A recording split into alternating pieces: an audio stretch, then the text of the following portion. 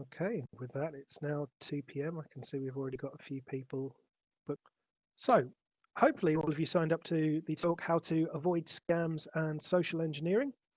My name is David Crichton-Offord, and I represent information security here at the university. So, a very quick introduction. So, my role at the university is that of a senior information security consultant. I used to work for the government for Department for International Development. I also used to work for the Department for Work and Pensions. These were in the roles of an information assurance architect and within the security architecture team at DWP. I am a massive bad movie fan, so this is a picture a friend did of me dressed as the Master from cult movie Manos: The Hands of Fate.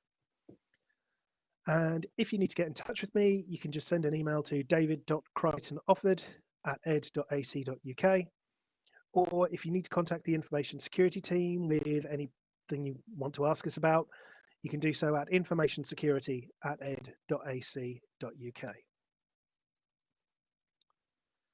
So, the internet is scary. There are scams, watering holes, romance fraud, fake jobs, money laundering. It's full of people trying to take advantage of us and push our buttons so that they can either get us to give them money or information or access to things that they shouldn't have. So, how do we approach this? How do we look at this huge issue in the modern day? Well, first up, we need to think about what the tool is.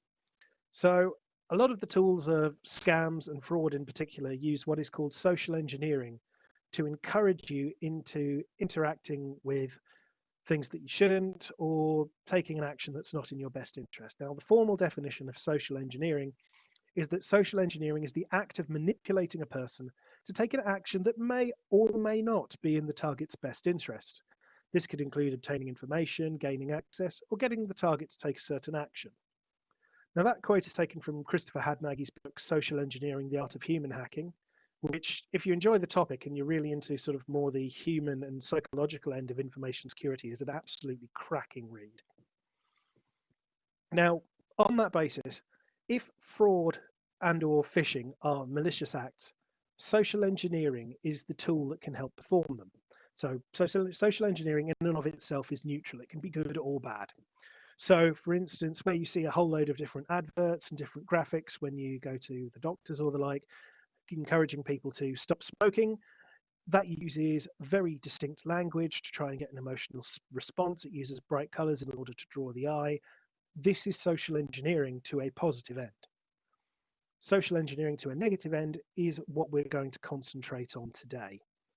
So, this is the first chance I'm going to go, right? Any questions on social engineering? Is everyone happy with that as a term moving forward? Okay, no one's dumping into the text box saying that they're confused, so I'll take that as a yes. Right, so a key thing in social engineering is a concept that is called the emotional lever. Now, an emotional lever is a technique or trigger designed to move you from your cold, rational state, so where you open an email, you read it clearly, you check who the sender is, and you go through the usual steps and you go, right, okay, yes, no, and you consider things in a measured way, to a hot state or a more emotional or irrational state, basically trying to trigger one of several different levers. So common ones are greed or desire. So someone offers you a deal that's just too good to be true and you want it. Empathy, where people play on our need to help others, the fact that we don't like seeing people suffering or sad. Curiosity, they play on the fact that we always want to know more, we always want to figure out what the little secret is, we always want to get to the sort of nugget of information on a thing. Fear, just straight up threatening us. So we've seen blackmail attacks, we've seen ones that say, different things like your system's going to be shut down or you're going to lose access to a thing. Or authority, where the fraudster pretends that they are from an organization to which we naturally defer, such as Her Majesty's Revenue and Customs, which is the tax office here in the UK. And they go, oh, yes, you obviously need to sign into this thing and give us your details so that we can help you with your tax calculations. Not always necessarily true. So there's a lot of different ways that sort of they try and get in your head. And we're going to look a bit more deeply into a few of these. It's only a half-hour session, so this is an absolute whistle-stop tour of a couple of these. So, what are the common ones we see among students in particular at the university? Well, a massive one, if you decide you don't want to live in halls or the like, is the housing scam. And this is true of basically everywhere in Edinburgh. Edinburgh is a city with notoriously high rent and housing prices. So, what they do is they put out loads of adverts going, hey, yeah, would be tenant, we've got this place, it looks really good, the rent is really low. And they happen when you're tricked in paying an upfront fee to rent a property. Now, in reality, the property may not exist, it could have already been rented out, or it'll be rented out to multiple victims at the same time. And what happens is you lose your fee, you find out that you don't actually have a place to live, which is the worst possible consequence, and you lose your payment. So often, rental fraudsters will target students looking for accommodation while they're at university because you move about a lot, you're looking for a place to go, and you're looking to try and get a good deal. So, what's the lever used? Well, it's greed and desire to some extent, fear to the extent that it gets to a point where you need to find somewhere to stay. Now, the targets of this kind of attack are students and private renters. The goal is money primarily, but if you're looking to rent from someone, you will invariably send them all of your personal details as well. They'll say, oh, in order to make this happen, we need a copy of your passport. We might need, your bank details to ensure that a payment comes to us. And getting that information, they take advantage of it. They can clear out your bank account. You may just send them a payment and then they run away with that, and that's the end of it. But that's how they work. Subtypes of these are fake fees. So someone will contact you pretending to be looking after the place and they'll charge you fees. Fake properties, so that's the straight up advertisements for places that don't exist. And as we've already said, multiple bookings. So what do we do about housing scams? How can we avoid those? Well, the first one is do not let getting overexcited move you into that hot state. Curb your desire. Don't send money to anyone advertising rental properties online until you're certain they are genuine. Be calm, be rational. If you need accommodation in the UK from overseas, seek help, get a friend, get someone to check that the property actually exists and it's available. Don't pay any money until you or a contact has visited the property. You need to have actually seen the place. And that helps up to a point. Ask for copies of the tenancy agreements and their safety certifications. If they are a decent landlord, they should have them and should be able to show you those. And do not be pressurized into transferring large sums of money. Transferring funds to a bank account, having obtained the details by contacting them through the following steps is useful. If you're asked to transfer money via a money transfer service like Western Union, that is a major warning sign. If they are renting to you here in the UK, they should have a UK bank account through which you can do that. So it's a major no-no. So, housing scams. Kind of a complex one, but an interesting one in terms of what it plays upon and what it looks for. So it takes a known need and leverages it into taking advantage of people. Charity fraud, which is one that gets really, really grim really quickly. So what lever is used in charity fraud? Well, it's empathy. We want to help people. We don't like knowing that people are suffering. We don't like knowing that people are sad. Literally everyone is targeted by this. This isn't just a student thing. Anyone can fall victim to charity fraud. Their goal is invariably money, just straight up. That's what they'll go for most. Identity details are a useful side bonus, but we haven't seen the tendency to try and harvest those as well. Subtypes of this are you get people who are fake collectors, so they actually go and sort of collect all sort of the charitable bits and pieces. They're not actually the people from there. And the other one is fake donation bags. So you get bags delivered to the door saying, yeah, fill this with like clothes and shoes and whatnot, and it will all go to charity. It won't. They'll take it somewhere to be recycled and make money off it that way. So charity donation fraud specifically is when fake charities will play on your sympathy by asking you to donate to a worthy cause. They tell you to make a donation And in many cases, the donation request is linked to a high-profile event.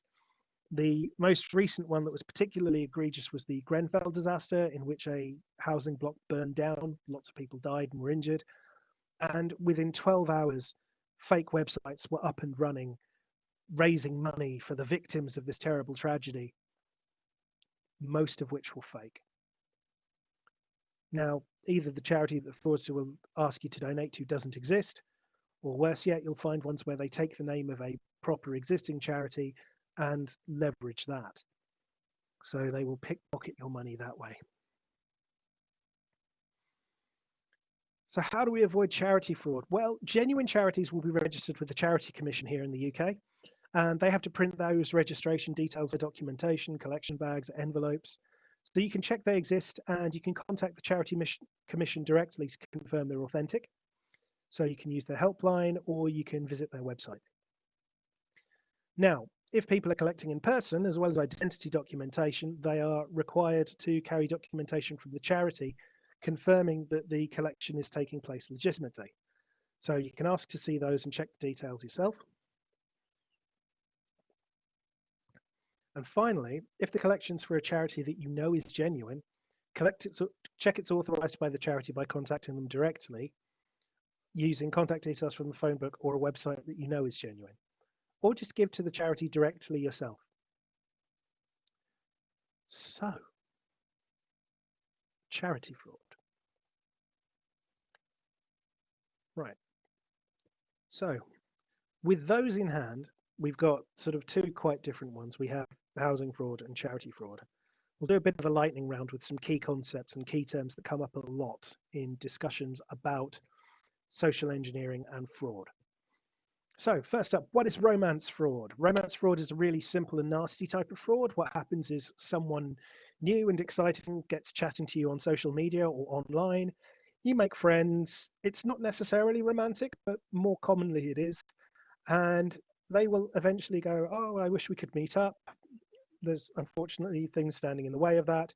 And they look to get you to lend them money, either so that you can meet or because they have personal problems or something like that. So this plays on both our needs to connect with people and again comes back to that theme of empathy. The Nigerian Prince scam, Spanish prisoner and 419 scam. What are they? Well, these are three different terms for essentially the same scam. Now, the Spanish prisoner scam goes back centuries. The Nigerian Prince scam is a bit more recent, and 419 is the modern term for the Nigerian Prince scam. The way these work is you are contacted either by letter in the case of the classic Spanish prisoner or online in the new way things work now. And someone says, I am from a place, I'm representing this individual who needs to get shot of a load of their money. They need to get it out of their country. If you help, you will get a share of said money and you will be helping them and they're in real trouble for one reason or another. Is it in your heart to help with this? So the way these scams go down is one of two different routes. Route one, all they're looking to do is get money out of you. So they'll go, right, okay, excellent. If you agree, we need to pay some fees and whatnot. Could you send us the money to do that? Could you give us your bank details? And what they'll do is they'll take the money, and if you give them your bank details in full as well, they'll probably strip your bank account because they're just looking for straight theft. Slightly nastier one is one where actually it's semi-legitimate. What you'll do is you'll hand over, your bank details, and they'll move money in and out your account, and they'll leave a little bit in there. But what you won't be told is that this is money laundering. So later on, when the ring eventually gets busted in one way or another, you can potentially go to prison for taking part in a money laundering scheme as you're cleaning their dirty money through your account. And this is how a lot of fake jobs actually get listed. So all these ads saying, make loads of money working from home. You don't have to do a thing. It's hardly any effort at all. Basically, what a number of them will do is go, right, okay, yeah, what we'll do is we'll pay you. You just have money, go through your account, comes back out. It's all fine. It's not all fine. You're taking part in crime. So, next up, what is a watering hole? A watering hole is a lovely thing. It's where someone sets up a fake website designed to appeal to a particular demographic or simply to mimic an existing website, and they send out a whole load of stuff drawing people to it. And when they go to the watering hole, it's designed either to have them log in and take their sign-in details for the original site they're replicating, or take bank details, or better yet, it's riddled with malware and designed to infect your machine. So watering hole, not very nice. Finally, on the list of lightning round ones, tech support fraud. There is a thing going around at the moment. So this is a fraud that tends to happen over the phone, where you get a phone call and someone says they're calling from Microsoft regarding your installation of Windows. There's something wrong with it, and if you wouldn't mind opening up your task manager, they'll show you what's going on, what the malicious processes are. They tend to pick some relatively obscure processes within Windows, but perfectly normal ones, and say that they're evidence that there is a virus on your machine. Using that, they will then ask for permission to take control of your machine, and if you hand it over to them, what they'll do is they will resolve the problem. They will put what they say is an antivirus on, and likely will put malware onto your machine to take control of it, harvest information from it, get your bank details. And better yet, they oftentimes will charge you for the privilege of having fixed your machine, which wasn't broken in the first place. Tech support fraud is very widespread in the UK, tends to target either people who are new to the UK, or people who aren't particularly strong in terms of their confidence with computers. It's an absolute plague. So, with all of these things said, go to our live example. So this is a real example of the kind of stuff that comes into the university. This was part of an attack that took place roughly 2 years ago. It's literally just the text. And this hit most of UK academia, and it was pretty grim. And what you got was an email from a random email address saying, "Congratulations. After the automated computer ballots extracted your student email, your student ID has been selected to receive a student donation fund of £350,000 as donated to you by Amo Riselli. Amo Riselli is a UK national lottery winner, and he's currently running a charity project donating money to a few lucky students in different institutions worldwide. You can click on the link below to read about Amo Riselli and his lottery wins." And you think, wow, great, awesome, cool, free money.